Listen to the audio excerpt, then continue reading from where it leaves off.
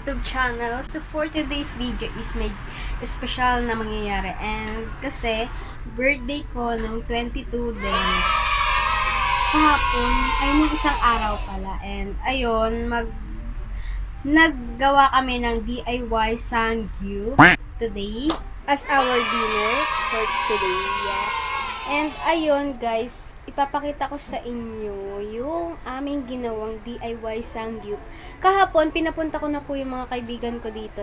Nagpainom-inom, ganyan, sa bahay namin. And ngayon, kami naman pong family ang magsa-celebrate. Wow, second Really, nigga? Ayun, guys. Gusto ko lang mag-vlog kasi gusto kong maging memories tong araw na to para sa akin. And gusto kong i-upload sa aking YouTube channel. Ayun, ipapakita ko po sa inyo yung aming nagawang DIY sangyup. Sa labas po kami kakain dito sa garahe namin. Ayan ang aming DIY sangyup. Ayun.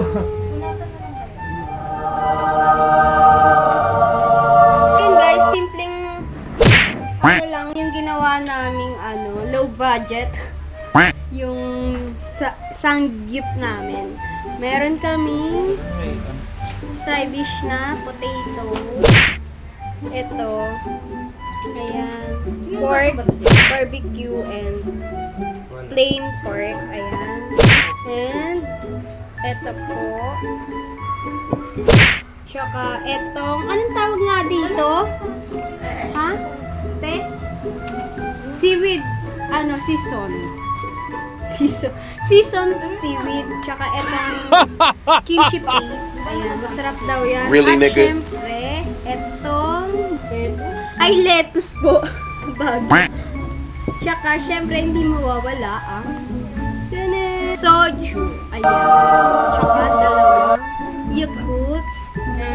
Of course, tawag dito, Korean noodles. At syempre, hindi mawawala ang ano tawag yan, grill? Para syempre, lutuin na natin yan. So guys, ayan, babalik kami ulit mamaya.